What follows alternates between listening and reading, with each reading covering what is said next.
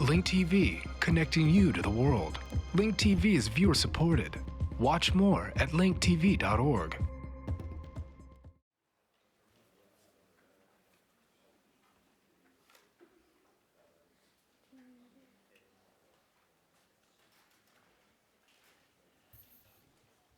Okay, good morning.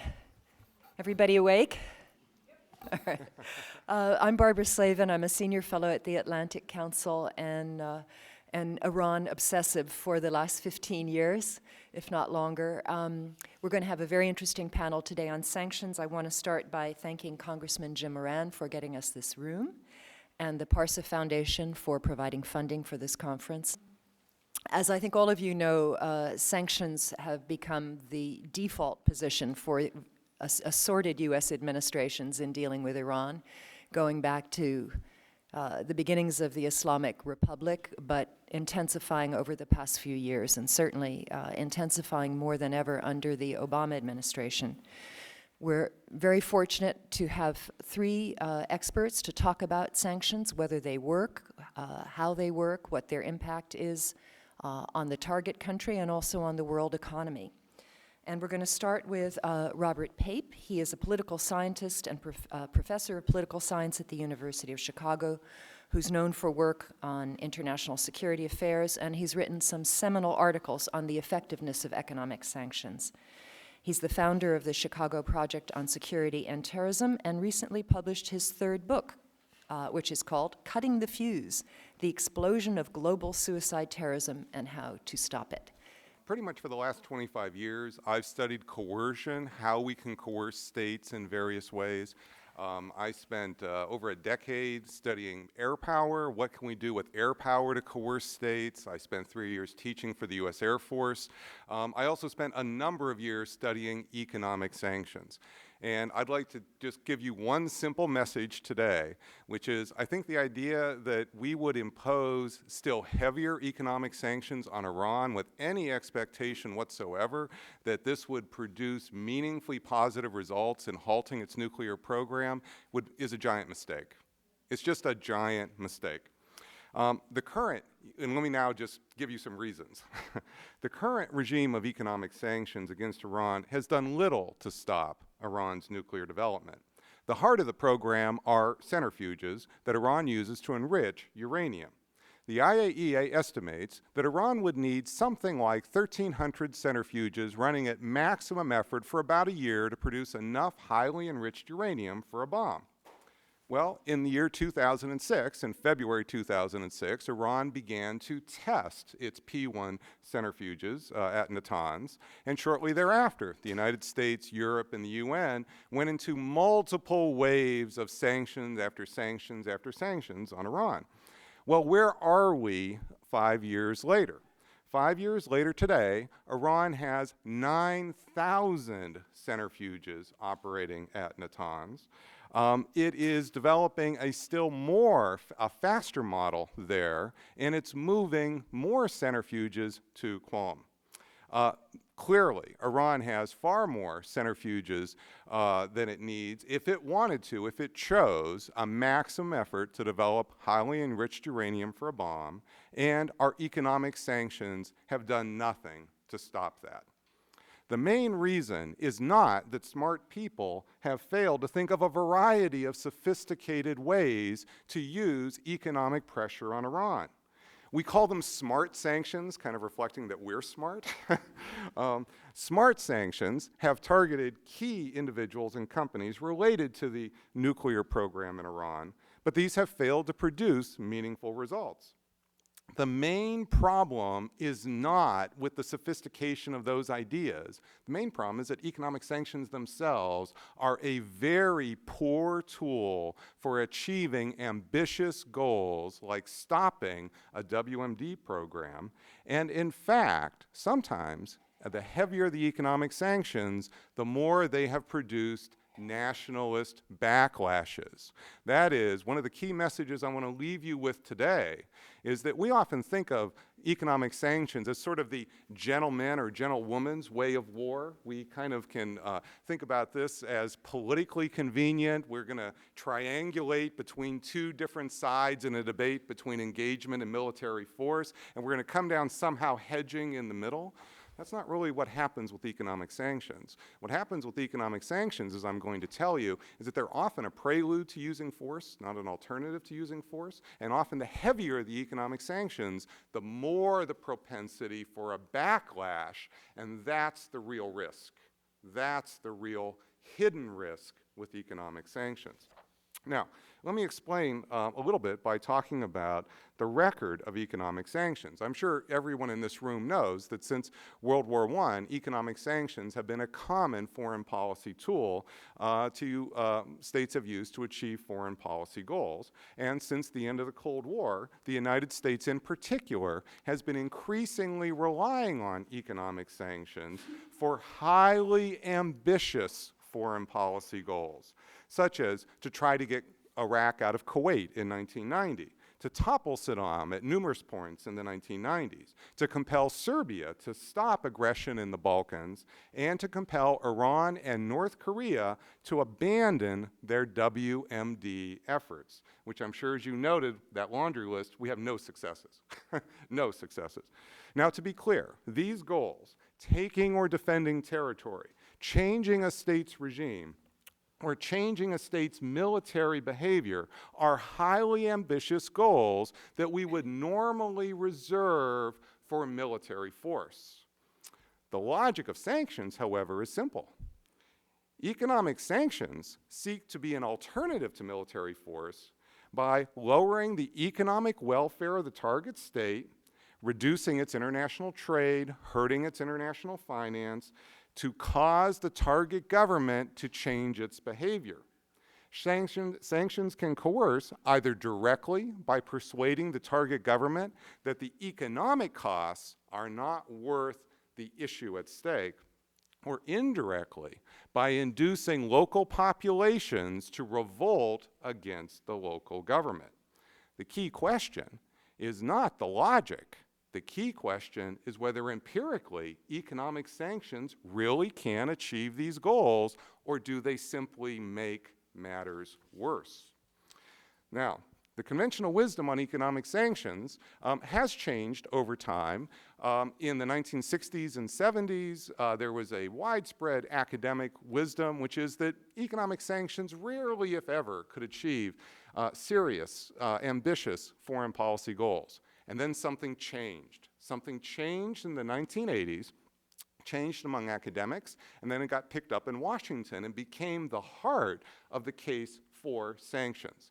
There was a famous database collected by Gary Huffbauer, Jeffrey Schott, and Kimberly Ann Elliott in the 1980s, updated numerous times, that became, if you would, the golden goose of the argument that economic sanctions can produce powerful foreign policy results.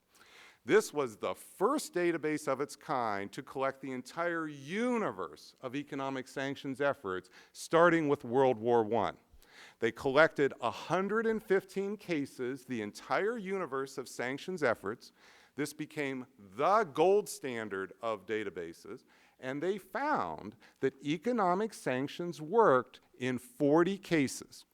40 of the 115. Now, that's 34%, and you might say, well, gee, that's not 50 or 70%, but think about it for a moment. 34% of the time, when you don't have to use military force and you can get your way, oh, that's a very tempting thing to put in front of folks, certainly here in Washington, that are always looking for cheap means to achieve their outcomes. And certainly, if they could get their way cheaply, man, that's a really important alternative. Well, things have not worked out that way. Things have not worked out that way. And why is that? Well, I actually spent some time going back to the original gold standard of the database to try to find out.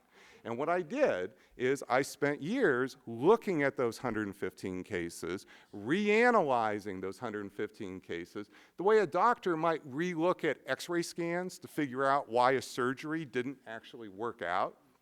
And what I discovered is that in their 40 cases of so-called success, half of them were either truly trivial or non-existent, but most important, half of them, they made one big mistake.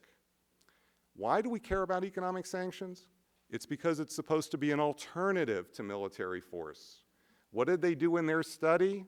They failed to control for the use of force. They simply correlated the use of sanctions and a success, failing to note that most often 18 of those cases were determined by military force, military coercion, foreign-sponsored coups, even ground invasions. Just to give you, I'm sorry to sort of bring this, make it a little light of this, but it's terribly important, folks, to really take seriously that it is true we care about economic sanctions as an alternative to force. But then when you're doing the study, the one thing you've got to do is control for the use of force. Now, you obviously aren't going to have time to read all the articles and so forth. I did bring some charts, and they're actually fairly easy to read, sort of a case-by-case list of those mistakes. For those of you that are interested, you can come up and get the list. And if you're interested in the actual academic work, you'll see that this has been published in great, great detail by international security and our other areas. But the core finding, once you control for the use of force, how often do sanctions work? They're not 40 cases of success, they're only 5. 5 in 115. 5. That is, sanctions work not 34% of the time, but less than 5% of the time.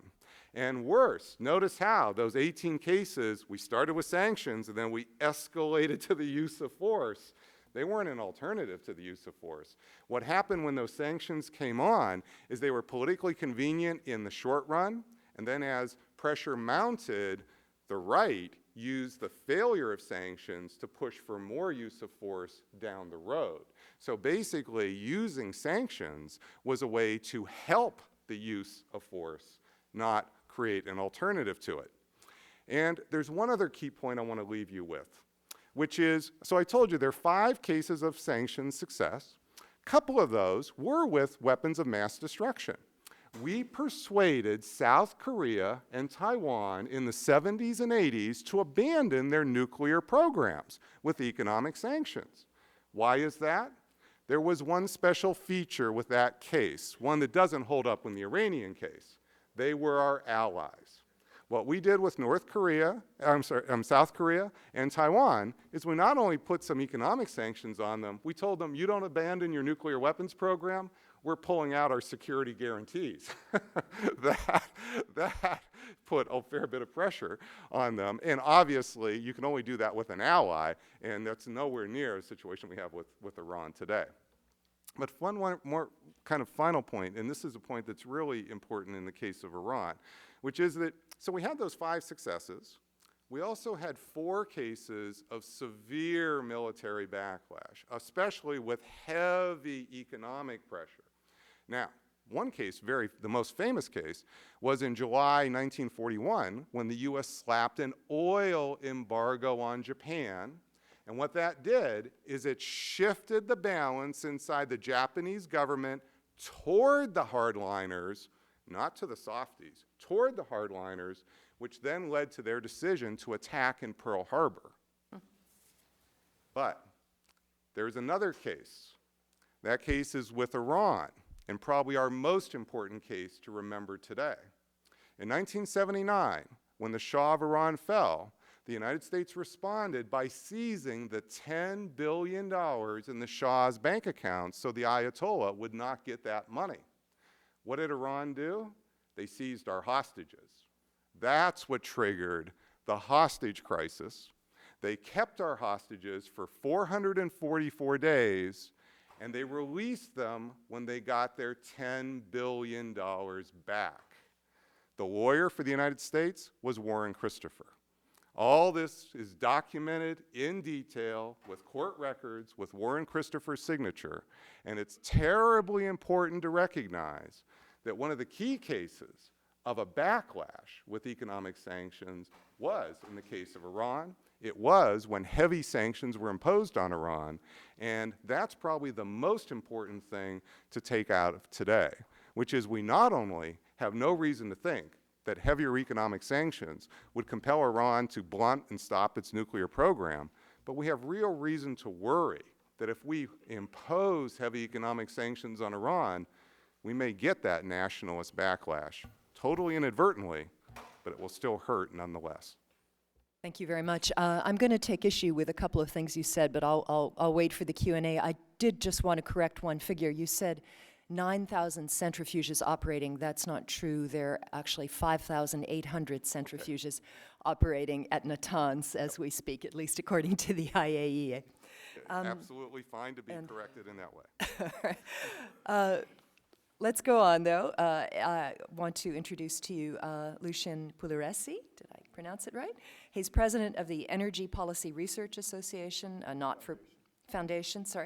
not-for-profit organization that studies energy economics with a special emphasis on oil and other energy issues. He's served in a wide range of government posts, including at the White House National Security Council and the Departments of State, Energy and Interior, as well as the Environmental Protection Agency. Many of you may know us as a Petroleum Industry Research Foundation. Our board changed the name about 5 or 6 years ago, thinking most petroleum issues had been solved. I think that turned out to be completely wrong. We were in New York since 1944. We moved to Washington in 2007. Of course, I've always been here. I was on the board at that time. And what I'd like to do today is sort of explain to you how our view of world oil markets folds into this sanctions debate or interest that's going on. In fact, if you go to our website, you can pull everything down there. We've done a lot of work fundamentally looking at trends of the world oil market, particularly on the supply side, and how, I think our basic conclusions is the long-run price of oil is not quite as high as a lot of policymakers think. There's a lot of things going on. Now, let me say at the outset, I actually favor regime change in Iran. I think the world would be better off if we had regime change. I also think that we would be better off if the Iranians stopped developing their nuclear program. Whether, in fact, sanctions on particularly the area I focused on the development, the prohibition of Iranian exports of oil would be effective or not is actually quite clear to us. We don't think it's a very effective way because you must not only measure the consequences on Iran, but the consequences on the world oil market. It's very important we understand that the world oil market is integrated. It's fully integrated. You cannot isolate production from Iran from what happens to the world price of oil. And maybe what I'd like to do is just take you through a very quick history. If you go back to the Arab oil embargo, 73, 74, conventional wisdom is that the Saudis and some of the Persian Gulf countries restrained large volumes of oil from the world oil market. In fact, very little oil was lost from the world oil market. There was a shift in expectations. In other words, the view of the world before the Arab oil embargo was that the Persian Gulf would continue to rise and expand output in a relatively competitive oil market. The Arab oil embargo was a signal to the market that rates of growth of new production in the Persian Gulf were going to come down. So expectations in the future can affect prices today. Prices went up by 4 times, from $3, $4 a barrel to 12. In the Iranian Revolution in 1979, the amount of oil lost from the oil market in the prompt period was quite small, less than 100,000 barrels a day. But the price of oil shot up dramatically. Once again, it shot up because of expectations on future growth of production from Iran and Iraq. These expectations came down dramatically. Buyers and sellers in the market looked at that and said, the present price of oil is more valuable today because of that. We have an analysis on our website on the 2008 run-up. We think that is largely also a shift in expectations, something we call the silent disruption. Now, what's interesting, we have a long-run project on Iraq. And if you think of Iraq and Iran, Iran is really constrained in its ability to produce more oil. It has huge problems in its oil fields, very complex. It has tremendous demands for gas reinjection to keep oil where it is. But Iraq is a fundamental and long-term game changer in the world oil market. So if you're engaged in a strategy to deny economic value to the Iranians, we tend to argue what you ought to do is figure out what we can do to support the development of oil and gas in Iraq, stability in Iraq, because Iraq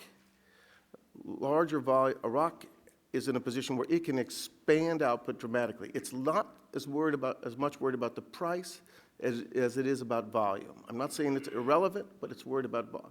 So if we can shift long-run expectations in Iraq and its capability to produce more oil, which we believe they can. In fact, I can tell you an interesting story. Schlumberger has a camp in Basra. And with 1 hour from that camp, they can deploy an oil service team. That oil service team can reach a reserve base that can produce 14 million barrels a day. Now, there's a lot of reasons why Iraq cannot produce 14 million barrels a day in a relatively short period of time, but it can produce 6 or 7 or 8 million barrels a day within the next 10 to 12 years. And that is the biggest threat to Iran. So the sort of theme I want to leave you with is, if we have a strategy that tries to punish the Iranians by denying access to the world oil market, and we begin to shift expectations on long-term Iranian production, or we shift expectations just about turmoil in the region, we have to accept that there will be a cost on us as well. And if you look at the calculations we've done, this is why we're very big on domestic development, and we've participated in the National Petroleum Council study. If you can shift the long-run price of oil, the world price of oil, by $20 a barrel, the present value savings to the United States economy is $1 trillion. It's a colossal number. It also kind of puts a lie to all the alternative energy stuff, but we won't talk about that now. It shows you how important petroleum is to the American economy. So any strategy which tries to impose a set of sanctions which cause abrupt and both current and abrupt shift in expectations of longer run production from Iran also imposes a large cost on the United States. We have an integrated world oil market. We can't get away from that. A supply disruption anywhere is a disruption everywhere. And so as you proceed with these sanctions, you could think about in sort of intelligence strategies to deny revenue to the Iranians that have less harmful consequences on the U.S. and the Western economies. I'll just stop there. Okay. Thanks very much. I should say in an aside that those who support an oil embargo on Iran support what they call a stealth oil embargo. They want to do it very slowly and gradually and in such a way that it would not cause price spikes, but would squeeze Iran. We can talk about that perhaps in NIAC. If you remove, whether it's stealth or not, the fundamentals of supply and demand are not repealed. If you remove the oil from the market and you shift expectations on production, you're going to have an effect on the price. I mean, I don't know how else, All right. whether it's secret or in overt. All right, we'll talk about that. Our third speaker is a great treat, and I'm very glad we were able to add him. And he's going to talk, I think, a little bit about the impact of sanctions on Iran, but also on the Iranian economy generally and how it's been doing over the last few years. I'm sure all of you know Bijan Hajipour. He is managing partner of Atia International, now based in Vienna. Many of us know him from his previous visits to Washington, where he's enlightened us about the Iranian economy and Iranian politics. And I was fortunate enough to see him in Iran a couple of times in the good old days before the June 12, 2009 elections. And I'm sure many of you know what happened to Bijan. He was swept up like so many fine people in the absolutely insane crackdown that followed those elections. And you were a guest of the Ayatollah for about 3 months, I think, in Evin prison. But there was such an outcry from everyone from, I think, the German foreign minister, everyone who has ever met Bijan, certainly from people who work for major companies, officials all around the world, that even the government in Iran showed a little shame and let you go. And we're very grateful for that. So we look forward to your remarks. Thanks. Thank you, Barbara, for the introduction. And I just will give you a few comments on these sanctions from an Iranian perspective, because I think very valid points were made both from a US perspective, but also from a regional. The Iraqi dimension is interesting. I will come back to that at the end. But essentially, we all know the sanctions have missed their actual objective. You know, I think there is not a lot of debate there. We also know they have undermined the Iranian economy. Well, when we say they have undermined the Iranian economy, that means that they have undermined all the players in the Iranian economy. And usually the smaller players, in this case, the private sector players are actually hurt more than the bigger players. I mean, the bigger players have different instruments to respond to these actions and sanctions. And I always argue, we Iranians, we have been merchants for a few thousand years, and we are relatively creative. I think we sort of find ways to beat the sanctions depending on how they are structured. So the idea of putting pressure on the government to achieve a specific goal, and I like the sentence, no matter what the goal is, you know, it will be difficult to get a behavior change, and I fully agree that it will actually lead to more hardline positions on the Iranian side, and what some of those hardline positions may be, I will discuss in a moment. One of the misperceptions in Washington right now, in my view, is that some of the current policies of the Iranian government are a response to the sanctions, in a way thinking that sanctions have worked. For example, there is an idea that the subsidy reforms have been a response to the sanctions. Well, they weren't. Subsidy reforms have been on the horizon in Iran for more than a decade. Any other team you would have put in place in Iran would have immediately considered subsidy reforms, because the way the subsidies were structured in Iran before these changes were unrealistic. The government was paying a total of about $100 billion worth of subsidies in blanket subsidies through low energy cost and fuel cost. And now, since December last year, there has been a change. Whoever is interested, I'm very happy to send you very detailed information on why the subsidy reform has failed to achieve its actual stated goal in Iran, which was a better distribution of wealth, but it has achieved other goals. The subsidy reforms fit very well into the agenda of the Ahmadinejad camp in Iran, which is to empower the government, and to use this empowerment to benefit from the various interests in Iran. Now, how do you empower the government through such a huge reform? You create a new and quantifiable relationship between the citizen and the government. Before, no one could quantify how much subsidy he or she was paid by the government. Now we know it's $38 a month. At the end of the month, every second month, you get it onto your account. And it is a sort of a payment, direct payment from the government, not from the clergy, not from the parliament, not from others, from the government to the citizen. So that relationship was the main goal, in my view, and I believe it will be abused. That parameter will be abused politically. Before every election, there will be a debate. How can we increase it? Which party will increase it? Which party won't increase it? And so on. And the most important signpost that this was the intention is in the fact that now almost 80% of the Iranians are receiving this subsidy, which is completely crazy. I mean, all the original plans were thinking of at most 50% of the population. And now 80% of the population is receiving subsidies. So this was not a reaction to sanctions. It was not a forced policy. It was a policy, indigenous policy, badly implemented, originally even badly planned, but with clear political objectives inside Iran. The other consequence of the current sanctions is very clear. Iran is deprived of top-notch Western technology. And that can be very well connected to the point we made here. If you say whatever oil production capacity you take away from the world market, you have taken it from the world supply, in a way, undermining the technology in the energy sector in Iran is taking away production capacity in the world, because Iran's potential with better technology is, all of us know, is much higher than what Iran is producing right now. So the technology is missing, but that doesn't mean an end to the Iranian energy sector. Well, Iran has gone towards the Chinese, towards the Indians, Malaysians.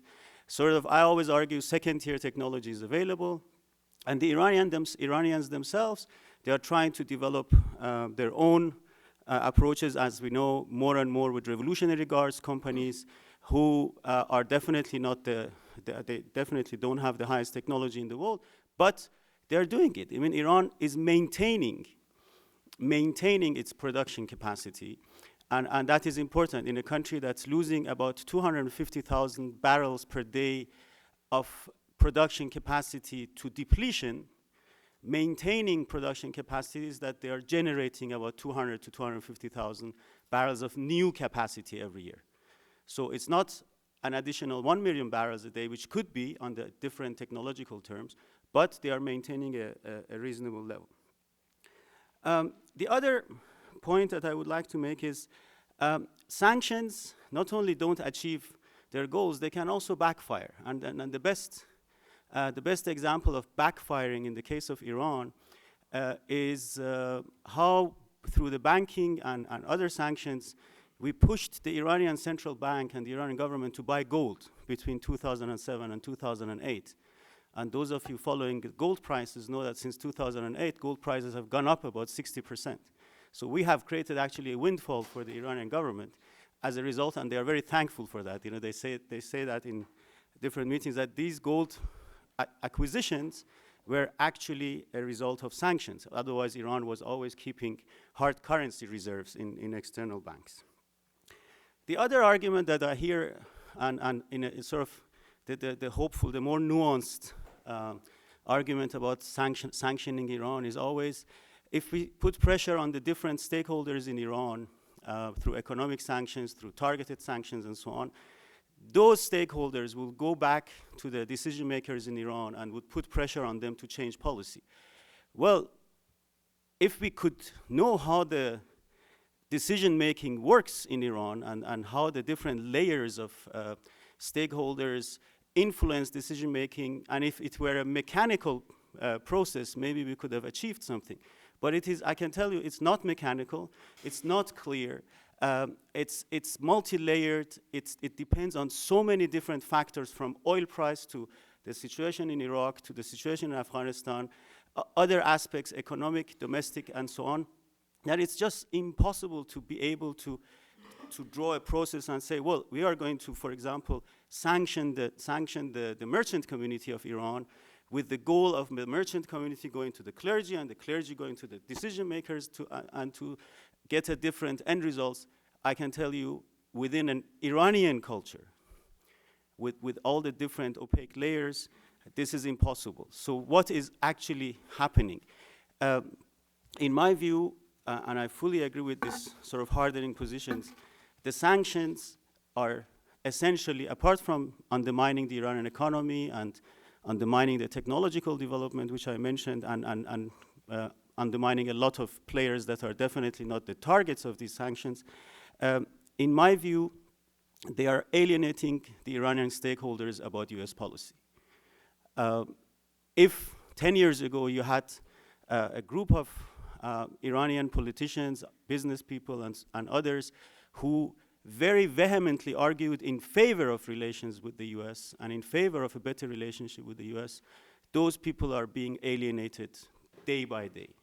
And they are basically overshadowed now by the more hardline position, which says, it doesn't matter what we do, the Americans are going to sanction us anyhow.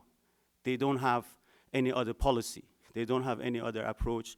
And that, I think, in the longer run, in my view, the perceptions, the sentiments that emerge out of these developments are definitely negative for the US interest in the longer run.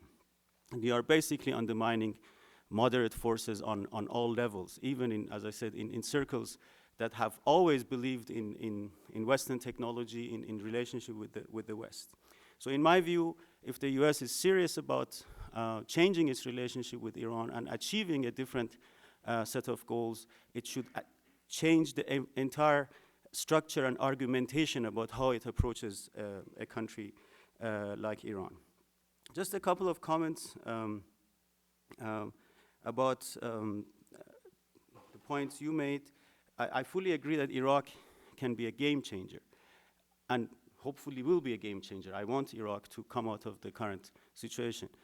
But if you combine these two, the first two speeches, potential of hardening positions in Iran and a potential of, an increased role for Iraq, you are pushing Iran towards undermining Iraq by your sanctions. Because if Iran is losing out, and we are proud, and especially we are very sensitive about Iraq, and we suddenly feel Iraq is surpassing Iran in oil production capacity, in oil significance, and so on, you are basically giving an incentive to Iran to say, well, if they don't let us, we won't let Iraq develop its oil sector. What it means, I don't know, and I don't want to speculate, but Iran also has its influence in Iraq. Iran is interconnected. Part of the Iraqi development right now depends on Iranian electricity. Don't forget that. Iran actually, as part of its engagement policy or regional policy, Iran has increased gas and electricity interconnectivity with almost all the regional players, but specifically with Iraq and Afghanistan. Iranian electricity is feeding that development that you want to see. So even if it's as simple as taking that away, saying we are not going to export gas or electricity to Iraq or to Afghanistan or others. So let's think a bit more comprehensively and regionally and see what the different backlashes could be. So what is the thinking in Iran? I mean, where does Iran want to go from here? Obviously, there are players, there are stakeholders who want these sanctions to end, and there are others who believe no matter what Iran does, the sanctions won't go, and the United States will keep putting pressure on Iran no matter what. But what do they think? Those hardliners even, they think that it will go away by itself. You just stand firm, you just don't give up. I remember former Foreign Minister Velayati, who is very close, who is an advisor, foreign policy advisor to the Supreme Leader. He said once, our policy is not to give in and not to give up. And that's still the policy, not to give in and not to give up, believing that the other side will give up. And you have a long list of giving up on sanctions from the past. So they are not that wrong in that thinking. So I would say it's much better to change the dynamics now rather than to wait 5 years and say, well, Iran is too powerful to be antagonized.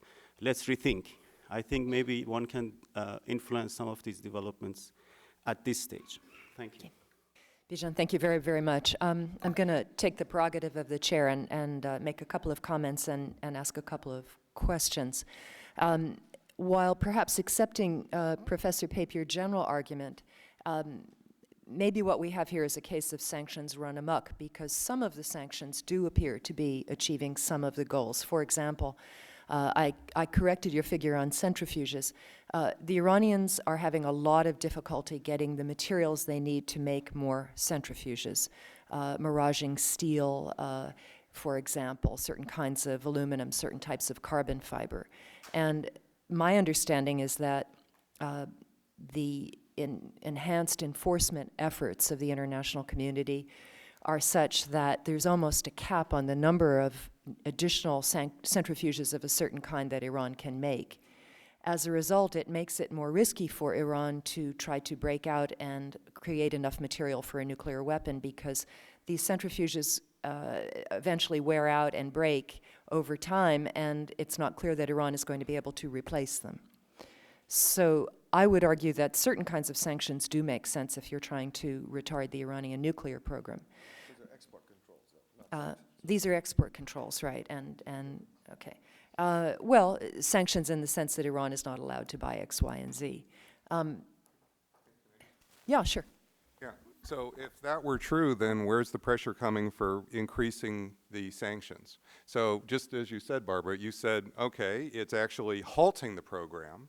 It's halting the program because once they only have 5,300 that can work, they'll have to worry about them wearing out, so they're never going to risk building a nuclear weapon. So let me just say, if that were really the case, and if that were actually the assessment of our intelligence community, that Iran is dead in its tracks, cannot build a nuclear weapon, then I would say that we have an even more ambitious or stronger case for not increase. So what is then the goal of crushing the Iranian economy? I would argue for maintaining those particular sanctions and making sure that they work, rather than broader ones. But I wanted to get. Well, let me just. Can I get your opinion though on the broader ones? Because as we know, we're sitting here on Capitol Hill. We know that particularly in the House of Representatives, congressmen are busy thinking of more ways that they can sanction the Iranian economy. And one of the things that has come up is talk about sanctioning the central bank of Iran. So I'd like to ask all three of you, can you do that? Has that been done before with any other country? And what would it imply in terms of affecting normal Iranian trade and commerce with the world, and what could be the potential blowback of that? If you want to start. Well, I'm not an expert in either the development of oil or the development of finance, but the fact is Iran has gone to great lengths to control for this, as most states that have come under economic sanctions have done.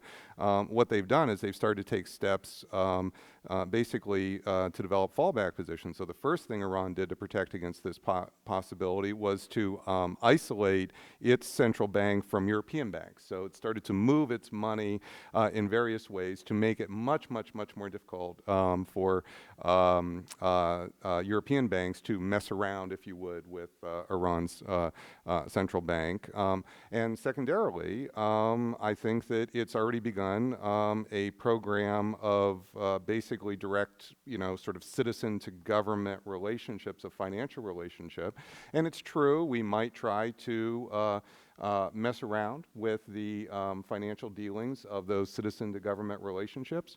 But imagine if that were happening in the United States. Imagine, if you would, that the Iranians were suddenly able, on a single day, to create a banking crisis in the United States that made it impossible for us to cash our checks. I think it would create a lot of havoc. I don't think it would make us do what Iran wanted. I think what that would tend to do is create the havoc and create so much domestic anger against Iran that there'd be no stopping, not just sanctions, but a lot of other bad things against Iran. So what I would say is that I think that my experience with working with really smart folks in government, Barbara, is they're never usually wrong about the details of the specifics. So I'm never criticizing airmen for targeting certain targets or CIA folks for calculating certain financial costs. It's the political consequences. It's the political consequences. And very typically, the nationalist backlash never shows up on the PowerPoint slide. It shows up in the real world, but not in the PowerPoint slide. Bishan? Can I say? Yeah. First of all, as I said, such a sanction will definitely undermine banking relations further. There is no doubt about it. But again, will it change the Iranian policy? No. Will it push the Iranians to go back to the drawing board and come up with alternative ideas on how to manage the financial transactions? Yes.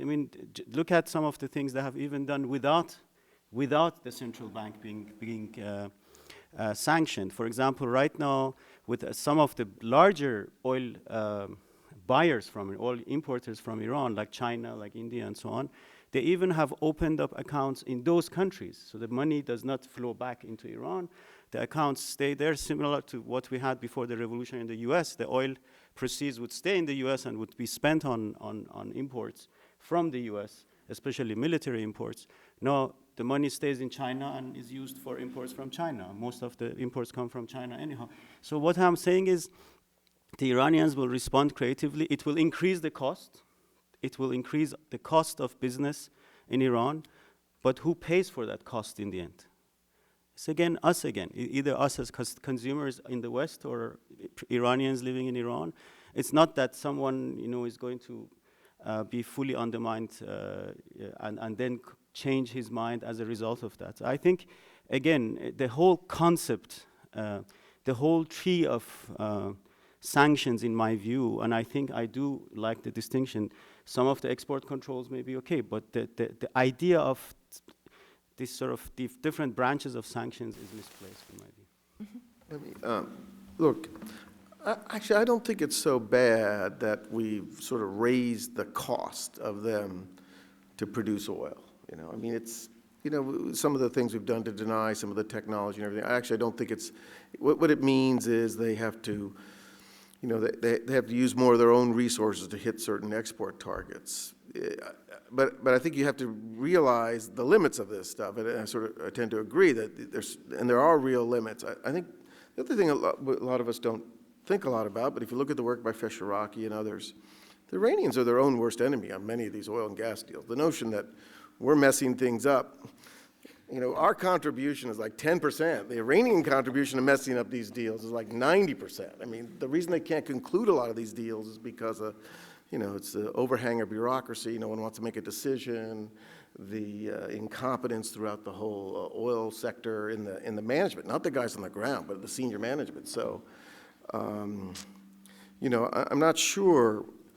We have a problem, though. They keep moving towards building a nuclear weapon, and so we need to have some serious thought about the end game on that. But I tend to agree. I don't think the sanctions are going to get us there. Barbara, can I just make sure? Since you are talking about increasing cost, let me play the game that a lot of Iranian officials play. How much of the current oil price do you think is a result of the Iranian tensions? Just give me a figure. Actually, I don't know the answer to this question, but it's probably somewhere between 2 and 8 or something like that. But actually let me just finish this, because this is a really important point. The question is why is the price of oil where it is today? And I think if you go prior to the run-up in 2008, there was a set of expectations, if you even looked at EIA forecasts and everything, that we were going to move along a relatively smooth gradient of new production. Russia, Venezuela, Nigeria. And in 2008, almost everything that could go wrong went wrong. Actually, Iran is not a big piece of this. It's part of it, but it's around the world. We lost all this growth in production that was expected in the market, and that helped. And there's an article on our website on this that was published in the Oil and Gas Journal called The Silent Disruption. Now, I will agree with you. The cost of high oil prices are very high in the United States. And so to the extent that, the West is engaging in strategies which will limit Iranian production or even curtail it, it will impose a cost on us. We have to accept that. Yeah. No, I want to just take that point. I agree that there are lots of other parameters driving oil prices. But if we say, let's take your $8, because I think it's about $10. But let's take your $8. $8 of price as a consequence of the Iran nuclear impasse. That translates into $8 billion of extra income for Iran a year. And what do they say? They say, well, our imports are 10% more expensive. That in an economy that imports about $60 billion a year, that's $6 billion. We are getting $8 billion compensation for that. Yeah, and that's... It's not changing their rationale. That's the point. Yeah, and I agree. From an American foreign policy point of view, Iran is basically volume limited. They have a lot of problems that are going to make it hard for them to expand volume. The Iraqis are not. And so strategies which increase world volume of crude oil in the U.S. and Iraq and stuff is going to do more harm to Iran than the sanctions. I agree. Sorry, Barbara, I'm very sorry. It's okay. Crude oil capacity is limited, and I believe Iran has hit its ceiling for a while. It will remain at about 3.8 to 4 million. Don't underestimate the role that condensate will play in Iran. Iran has more gas resources than it has oil resources. Every phase of South Pars that's being added adds 25,000 barrels a day of gas production to Iran. Condensate production. Right now, that condensate is being used to repay the so-called buyback agreements, so the investors are taking that. But within a couple of years, Iran is going to have 500,000 to 600,000 barrels per day of condensate, highly valued liquid. Don't forget, don't underestimate that. Thank you for that little debate. I think we'll open it up to the floor now. I see lots of hands.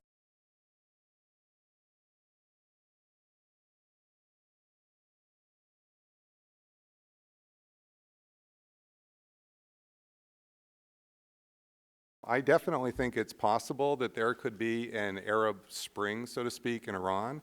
But I think that if we try to coerce Iran with heavy pressure, we're working against that possibility. So it's not that I don't think that there could be a bottom-up change coming from in Iran. I'm not saying that's impossible or off the table. Our heavy action, America or Western heavy action, is actually reducing the odds of that, not increasing it, pretty much because of what the woman here pointed out, which is that when you threaten, you bring people together, and that makes that change harder. What I would say is that real liberalization would probably come with a more policy toward engagement. Final point on the how real is the consequence of Iran getting a nuclear weapon. That turns heavily on whether Iran is still in an enemy relationship with us when it has a nuclear weapon, or whether it's in a more neutral relationship. China is now in a more neutral relationship with us, and notice how we don't go bats over China's nuclear weapon. However, if Iran is in an intense enemy relationship with us as it actually acquires its nuclear weapons, this is going to make all those fears of a handoff to Hezbollah, et cetera, all the more scary for many folks. And if you think it's hard to calm people down now, so I think it's very important that we shift tracks. Okay. Do you want to have any final thoughts, and then we'll let Bijan conclude. Let me tell you what a very senior intelligence officer told me from a country of direct concern to Iran. The view is that Iran will eventually get a bomb or get a screwdriver turned close to a bomb. And that the real challenge for us is to manage the relationship so that the regime that eventually evolves in Iran, as it will at some point, because all these revolutions run out of steam at some point, is one that is more responsible, more forward-looking, and so the challenge is, I think, for us and for some of the powers in the Middle East, is to manage this relationship in a somewhat productive way over the next 10, 15 years. I don't think we're going to get any remarkable improvements, and I'm not sure what that roadmap is. I would like to see the roadmap. I think that's the real discussion we ought to have. Okay, what's a kind of not pie-in-the-sky roadmap at dealing with the regime going forward that doesn't take us to some cataclysmic ending? And I think that's really the challenge for American policy. First of all, to your question, one of the reasons there was a massive revolt after the 2009 elections was a very high voter turnout, who then felt betrayed. I don't think we will have that voter turnout in 2013. And if you don't go to vote, you're not going to revolt and say, where is my vote? Well, you didn't vote. And I think, unfortunately, we will have that kind of a dynamics in Iran. The reason for a revolt in Iran will not be related to elections anymore. I mean, it was the 2009 experience. We had a belief for a moment. You know, I always remind everyone, if you go back to the last 30 days before the elections in 2009, this was the highest level of pluralism in the Iranian society ever. Different camps were, campaigning shoulder to shoulder. They were respecting each other. The dynamics changed. Everything went sour because of the actions that we all know about. So revolt, if there is revolt, or if there will be revolt, it will not necessarily be connected to elections. it will be connected to, right now you're hearing about all these bank embezzlements. Imagine you have 5 other embezzlement cases being, exposed, and people will realize that the highest levels of government are involved in embezzlements and corruption. So, but still, I still believe that as long as the alternative is not clear, the average Iranian is not going to push for change. Because what is the guarantee that the MEK is not going to come and take over after a potential change in Iran? There is no guarantee. I want to basically close the remarks with this idea of, okay, what do we do? What do we do next? I mean, if we change the policy, change the attitudes. I was always very struck by one sentence by Bill Clinton when he was president. He said there is, if I'm repeating it, quoting it rightly, but something around this lines of, there is nothing wrong in the US which cannot be put or corrected with what's right in the US. It's the same in Iran. There's nothing wrong in Iran that cannot be corrected by the Iranians themselves. But we are not letting them. This is the problem. We keep, creating the impression as if the Iranian decisions have to be made outside Iran. And I can tell you, even the most secular, democratic Iranians don't like that.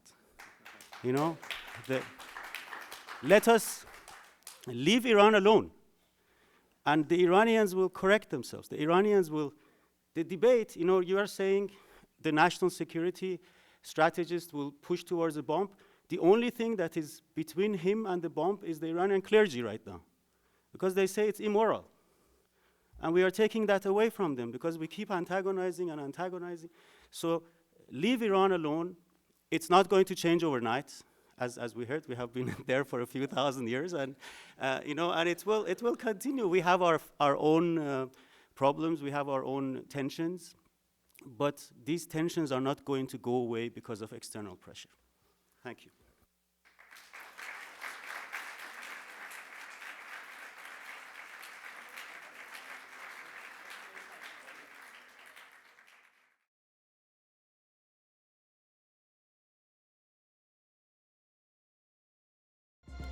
Link TV is the only U.S. network dedicated to global and national news, uncompromising documentaries, and diverse cultural programs. Programs which connect you to the world. To learn more, visit linktv.org.